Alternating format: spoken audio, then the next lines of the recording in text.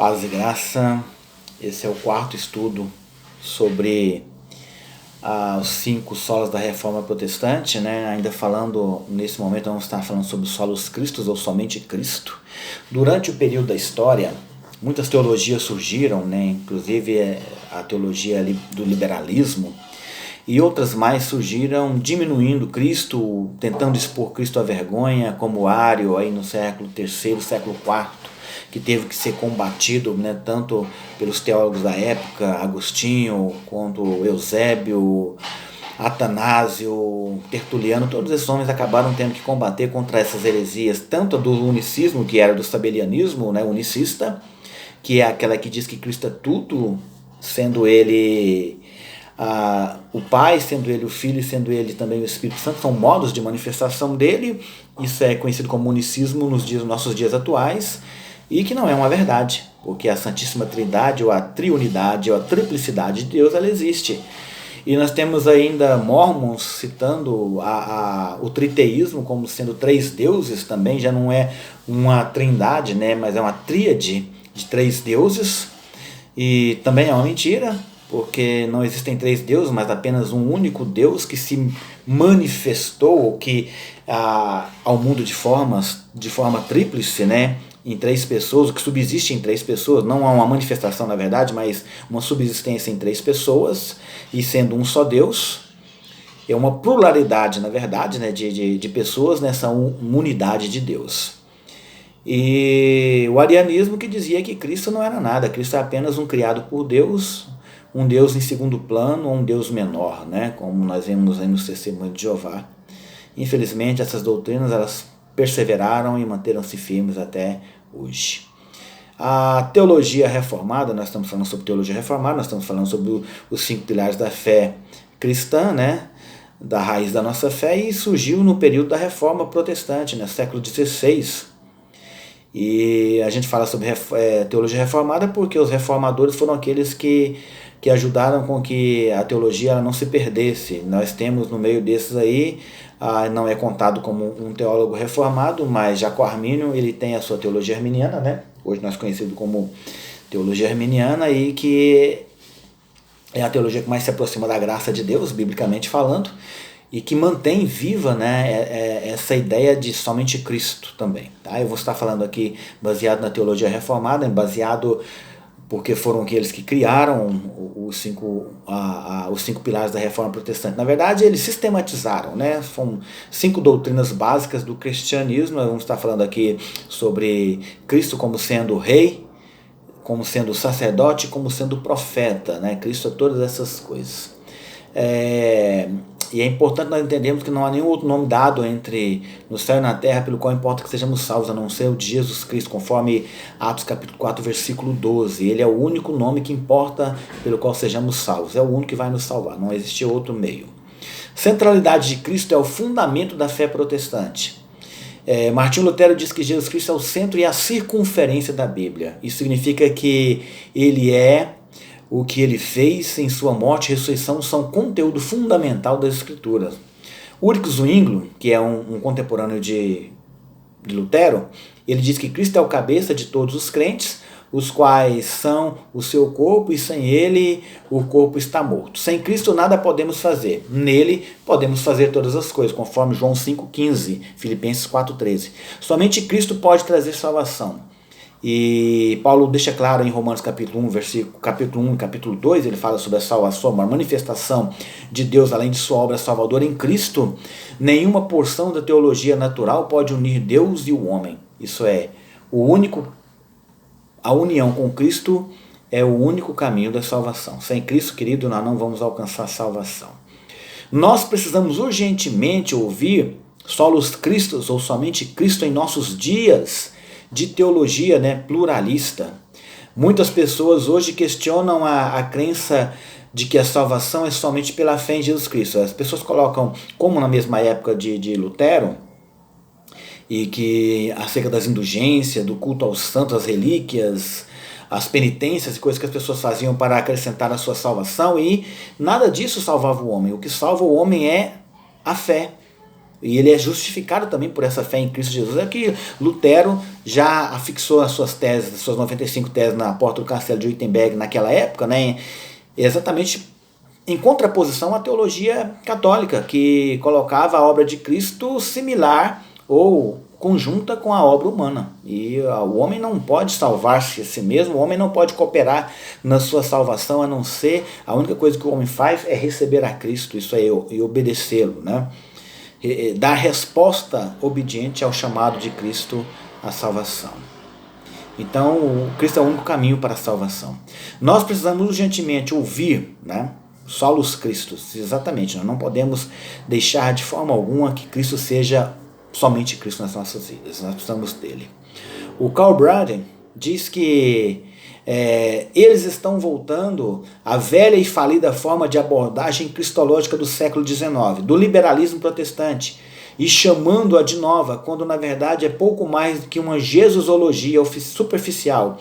O resultado final é que, atualmente, muitas pessoas elas têm dito e pregado, né, um Cristo aí a respeito dessa teologia liberal. Eles têm pregado, proclamado, veja bem, proclamam e adoram um Deus sem ira, o qual trouxe homens sem pecado para um reino sem julgamento por ministrações de um Cristo sem a cruz. Tem muitas igrejas cheias desse tipo de ministração hoje. Vejam bem, atentem para isso. Proclamam e adoram um Deus sem ira, talvez você conheça, o qual trouxe homens sem pecado para um reino sem julgamento por meio de ministrações de um Cristo sem a cruz. Infelizmente, isso acontece nos nossos dias com muitas igrejas. A falta de conhecimento faz com que o povo pereça. Portanto, é importante que os homens estudem antes de vierem a ministrar sermões, a pregar, a ensinar, porque aquilo que eles ensinam se tornam verdades depois, e são mentiras, na verdade, e as pessoas vão crer como verdade. Isso é perigoso. Nossos antepassados reformados, aproveitando uma perspectiva que rastreia todo o caminho de volta aos escritos, de Eusébio de Cesareia, no século IV ainda, é útil pensar a respeito de Cristo como profeta, sacerdote e rei. A Confissão Batista de Londres, de 1689, ela diz acerca de Cristo da seguinte forma: Cristo é somente Cristo. Cristo e somente Cristo está apto a ser mediador entre Deus e os homens. Ele é o profeta, sacerdote e rei da Igreja de Deus. E nós temos que entender que Cristo é verdadeiramente profeta, sacerdote e rei. Cristo como profeta. Cristo é o profeta que precisamos para nos instruir nas coisas de Deus, a fim de curar a nossa cegueira e ignorância. Nosso principal profeta e mestre, que nos revelou totalmente o conselho secreto e a vontade de Deus a respeito de nossa redenção, conforme os próprios textos bíblicos aí citam que Cristo é aquele que nos conduz, né, por meio do seu Espírito à verdade que nos leva à salvação. O Senhor teu Deus, Moisés declarou em Deuteronômio 18:15, isso ele fala acerca de Cristo. Te suscitará um profeta do meio de ti, e teus irmãos semelhantemente a mim, a ele ouvirás. Ele é o Filho de Deus, e Deus exige que nós o escutemos. Mateus 17:5. Deuteronômio 18:15. Moisés cita acerca de Cristo, que Cristo viria um dia, um profeta, e que as pessoas deveriam ouvi-lo. E as pessoas hoje, conforme João 5:40 diz que, e não quereis vir a mim para que tenham vida. As pessoas não querem crer e não venham a Cristo para que tenham vida e vão perecer. Como profeta, Jesus é o único que pode revelar o que Deus tem planejado na história, desde a fundação do mundo, o que pode ensinar e manifestar o real significado das Escrituras e dos profetas. Tanto o Antigo Testamento quanto todo o Novo Testamento, sem Cristo ele não tem valor algum. Cristo, o sacerdote. Cristo é também sacerdote, nosso extremamente necessário sumo sacerdote, que, como diz aí, né, como está escrito no Catecismo de Heidelberg, também do século XVI, já entrando para o século XVII, na verdade, por sacrifício de seu corpo nos redimiu e faz contínua intercessão junto ao Pai por nós.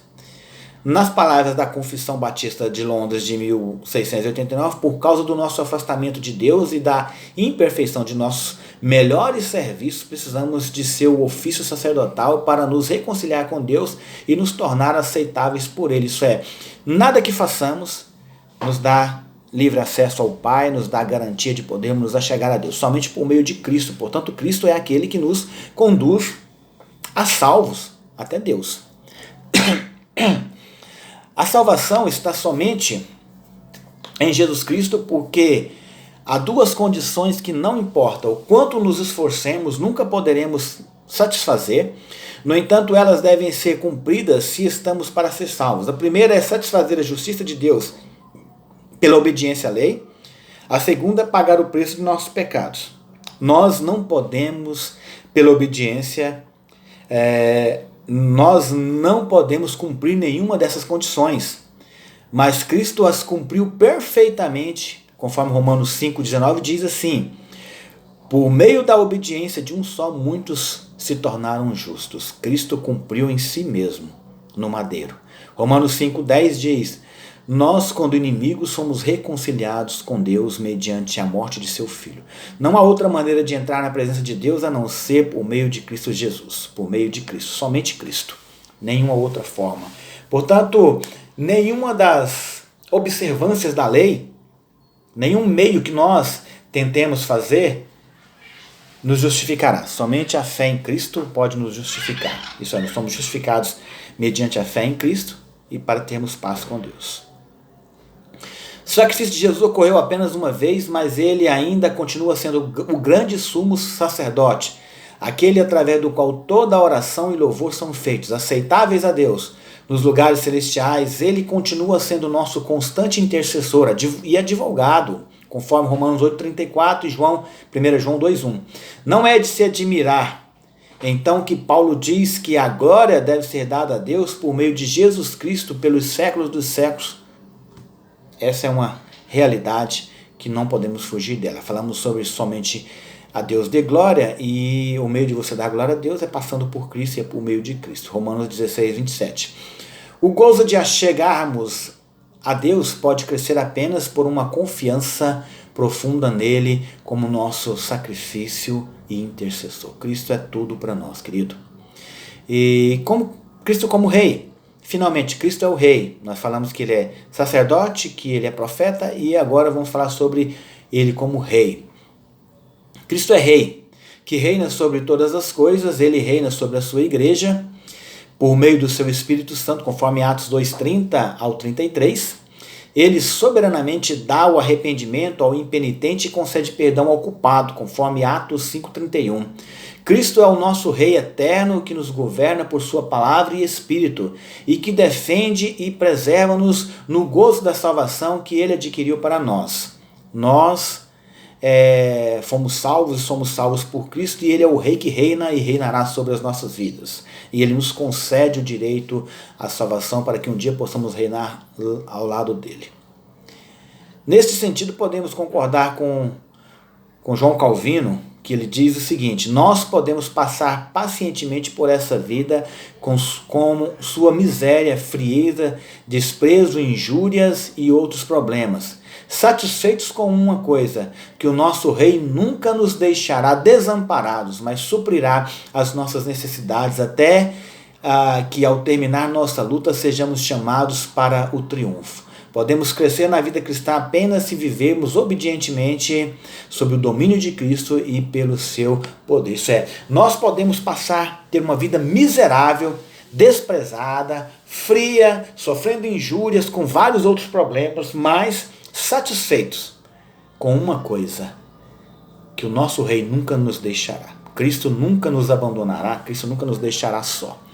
E isso já nos agrada, já nos deixa felizes e satisfeitos, não é isso?